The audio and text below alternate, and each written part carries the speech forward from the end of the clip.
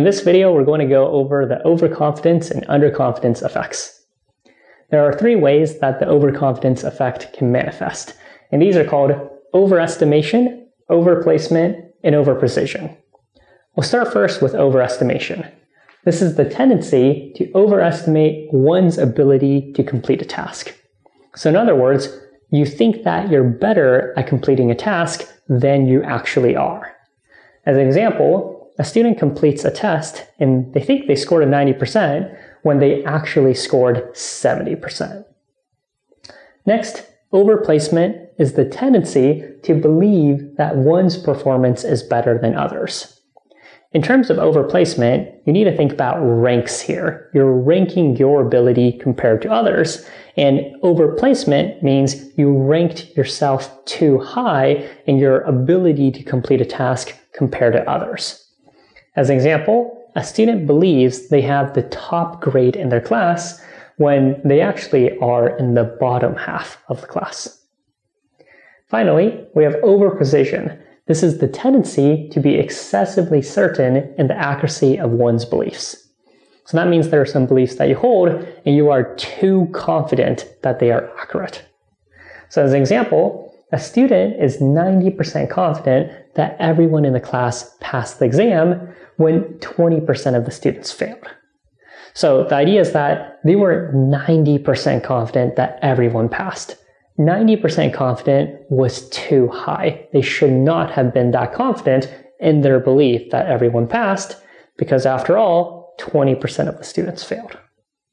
All right, that's the overconfidence effect. We'll now go to the underconfidence effect. The underconfidence effect is very similar to the overconfidence effect, except it's the opposite. But the underconfidence effect is different in that there's only two types: underestimation and underplacement. Underestimation is the tendency to underestimate one's ability to complete a task. So now you think you're worse at a task than you actually are.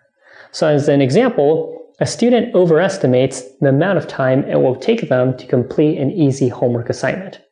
Now, I know this sounds confusing because I use the word overestimates here, but you have to think about it. This is an easy homework assignment that only takes them 5 minutes to do, but they said it would take me 30 minutes. They overestimated the amount of time it would take for them to complete this easy task, and the reason why they overestimated the time is because they underestimated their abilities to complete the task. All right. Underplacement, the tendency to believe that one's performance is worse than others. So when ranking your ability to complete a task, you ranked yourself lower than your actual ranking. As an example, a student believes that they are worse than most people at a difficult task like juggling. This is pretty common, right? You're asked about a certain task like juggling. You have no juggling abilities, so because of that, you think you're worse at juggling than most people.